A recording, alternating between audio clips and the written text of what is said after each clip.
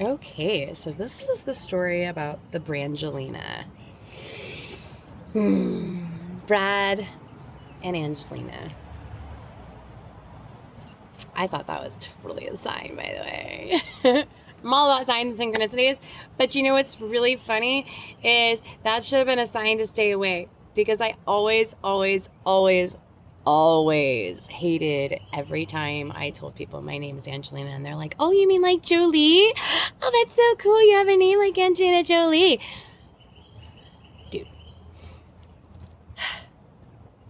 No offense to Angelina Jolie, but I have way more characteristics, more personality, and my hair's way better. You know, just is.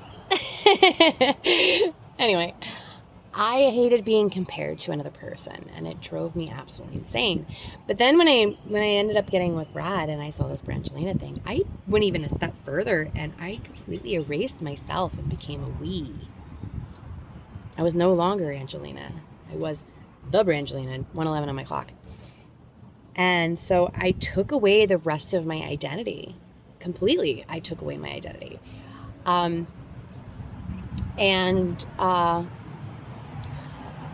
Everything that I wanted to do with my life, like, didn't happen.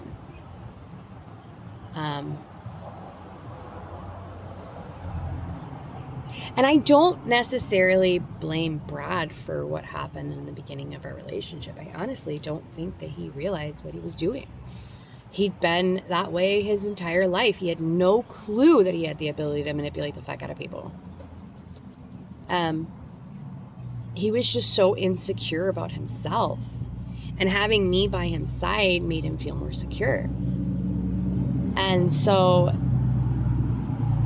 I don't blame him. And I also don't blame myself for going through this relationship, because I know I needed to. What ended up happening 6 months ago, though, August of 2024, 222, I moved off grid with Brad into a little community where slowly but surely I became more and more isolated. This is my time in the wilderness, guys.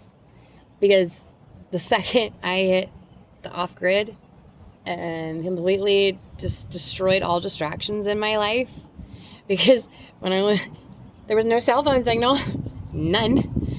We got a cell phone booster and it still didn't work. So like there was absolutely nothing to distract me. So what did I do? I went outside and I went inward, and I connected not just with myself, I connected with the land. And I connected with Source. I know that not everybody understands this, and I will do a complete and total video on Prime Source, God, here in the next few days, because I feel like it's something that can be addressed at this point.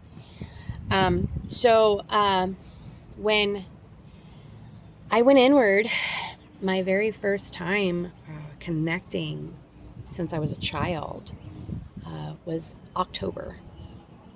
And October, I was so proud of what I did. I told everybody in my little community I was so happy for myself, especially like my friend Stacy, because Stacy was like always so excited to hear what I was learning, what I was doing, and she was always like so on board. And I felt really great because I finally had somebody that I could talk about my spirituality with, because Brad didn't give a shit. And Rob, Stacy's significant other, was so blatantly narcissistic. I didn't want to have anything to do with him. I couldn't stand that, like seeing that dynamic. We'll get more into that later. But so I connected, and the very first time I connected back in October, I felt my crown chakra open, and then I heard cheering, lots and lots and lots of cheering and clapping, and yeah, she finally did it. I mean, it was like fucking crazy. It was like I heard all of heaven like freaking going off about how great it was that I finally connected. I was so excited. And then I heard, and this kind of confused me, but I heard trust the woman that you are becoming. And so I held on to that. And I tried to bring Brad into this.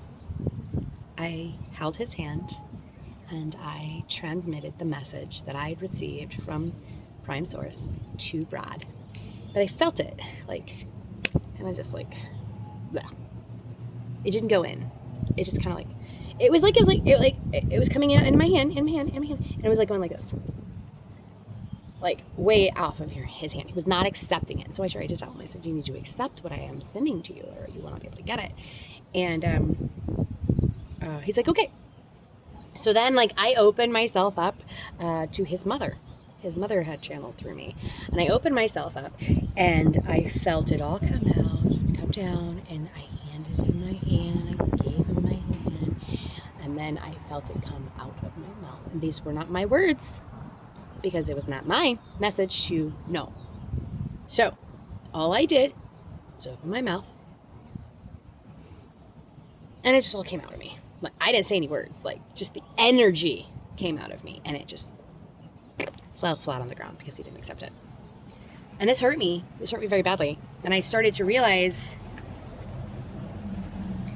he was not accepting the spiritual connection. And then I started to notice he wasn't looking at me the same.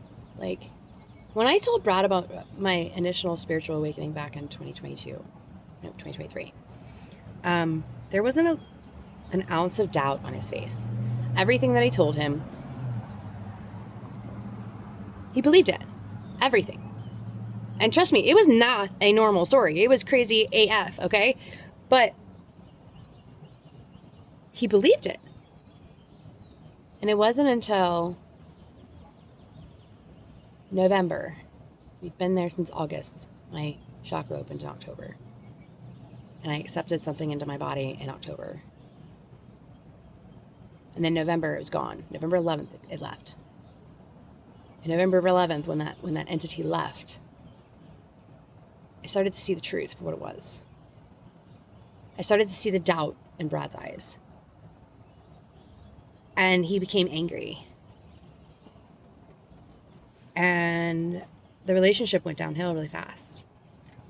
And for the first time in our almost 4 years together, like, I started to doubt that we belonged together. And then I started to see myself going through the same exact patterns I used to go through. This desperate, I don't want to lose you. Doing everything in my possibly in my power to change myself in order not to lose you. Things happened in December that I was told by my guides not to tell anybody about, and I won't.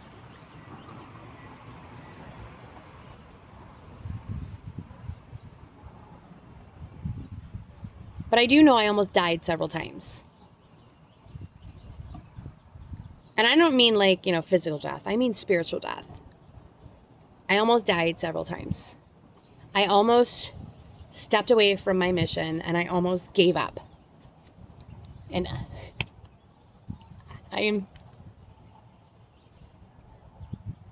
beyond grateful for all of my spirit team that's helped me. And I know every single one of you cares about me just as much as I care about you. And I am so grateful that you helped me get back up time and time again. Until I was strong enough to look back and be like, oh my gosh, what was I doing? Oh man, guys. January was a turning point for me. Huge turning point for me. Like, I finally stood up and was like, you know what? I am talented. I am gifted. I have gifts. I'm going to learn how to use them. I'm going to start practicing. I've been pushing myself since January, guys. And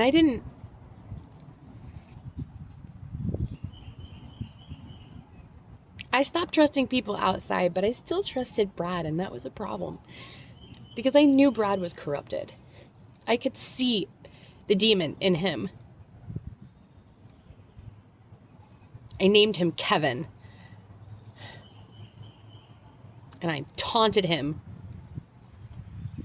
And I made sure I specifically stated, Brad, I am not talking to you. I am talking specifically to that dark entity that has taken root in your heart. There were a couple of times when Brad tried to shed it, or at least he said he did. But it became to a place where I could no longer ignore it. The number of flies that were built up inside of my home were ridiculous, and nothing I did could get rid of them. No matter how many times I cleansed my home, no matter how many times I cleansed myself, the decay, all of it. I could feel it around me.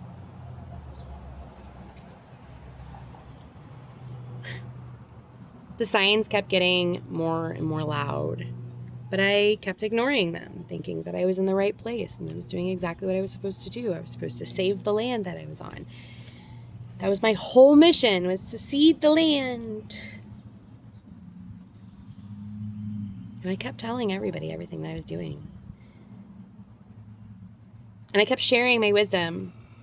And I kept looking at the fact that all of them were looking at me like I was silly. Like I had no idea what I was talking about. Who talks to rocks? I do.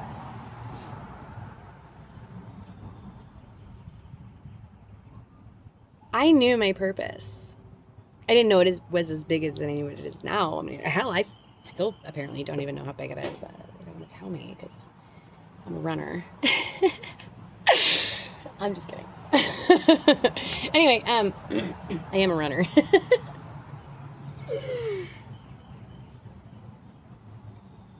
But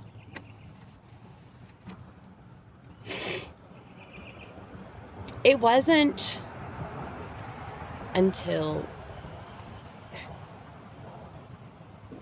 oh man, a week and a half ago that I realized that I couldn't trust anybody around me. I was walking over to it was a Wednesday, because every Wednesday we met, the community met, and we had dinner together and we talked. And it was Wednesday, and I was headed there to see them, 1222. And I don't know why, but I kind of stopped in the middle of the road, like the road that separated our properties, and 1, 2, 3, 4. I opened up my phone, opened up my YouTube app, and a psychic popped up. Like, I don't watch psychics. I don't, like, really, I do now, but I didn't watch any psychic. I had no psychics on my, like, all of my stuff was about consciousness, bringing into the 5D and medicinal stuff and like that. But I didn't click on the video. I just opened the app, and this video pops up and says, you have parasites. People that are feeding off of your energy. And I stopped for a second. I was like, that's really specific. I closed my phone, and I went, I bind my heart. And I bound my heart 3 times so that no one could get to me. And when I got over there, I texted Brad. I just received a message that I have 3 parasites. You, which is okay because I give to you freely. I know you're a parasite. And Rob and Stacy.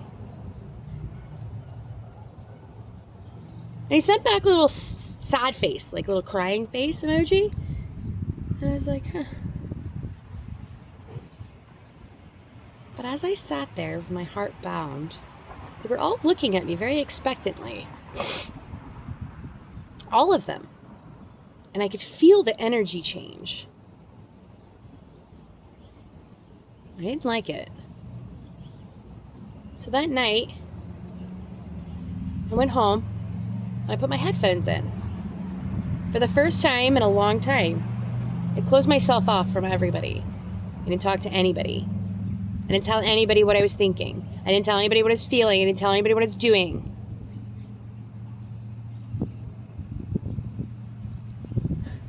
And suddenly, the words they said didn't match their energy. I could finally feel their energy. I stopped listening to them. I felt them. All of this time I've been telling everybody, your eyes lie, but it's not just your eyes that lie.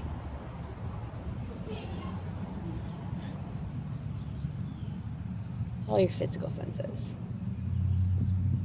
If you don't pay attention to your extrasensory senses, you may not actually pick up on what's going on around you. And I wasn't picking up on it at all. That was Wednesday. Thursday, Friday, and Saturday, I was in hermit mode.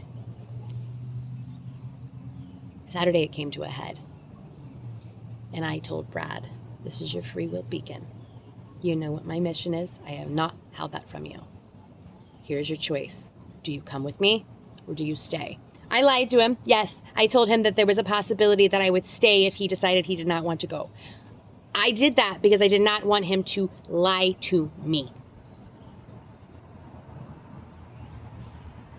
And I can't really say that it was a lie. There was a moment that I was like, yeah, I would totally do that, because I spoke to my higher self, and my higher self said, Angelina, if you want to leave, you can separate. You can become part of my soul tribe and not part of me.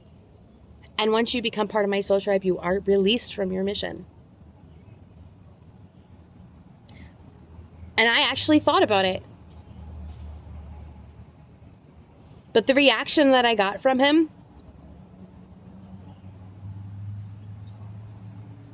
he made his choice. He said, I do not want to do that. And he said something before that had made me think that I don't want to be in this relationship anymore.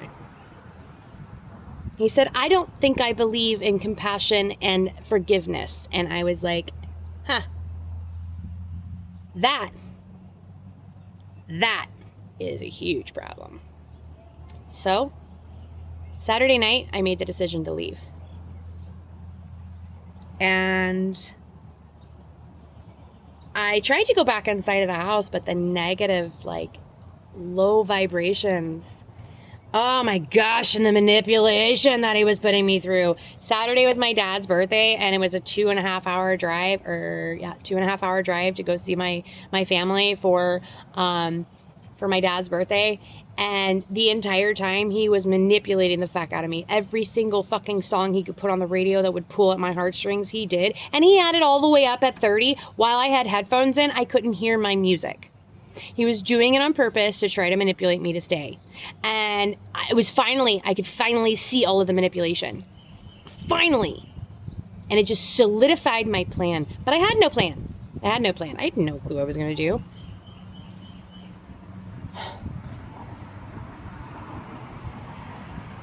Sunday morning, after I didn't go into the house all night, I stayed in the truck. I couldn't get in there. Sunday morning, another message. And I just popped open my YouTube, and it just popped open, just started. It was talking about how God takes care of his chosen ones. And just like with Moses, he sent a warning about the coming flood. And he warned his chosen ones about peril. And I was like, you got me with Moses, peril, and leave. I'm gone. And I did. I left. I grabbed my 2 children. I changed into some clothes. I grabbed my children and I left. I didn't take anything else. God didn't tell me to pack. He told me to leave. So I left. And I left on a giant leap of faith. And here I am, a week later, still alive, still away, still free. All right, so that's my story, and I'm sticking to it. Love you guys.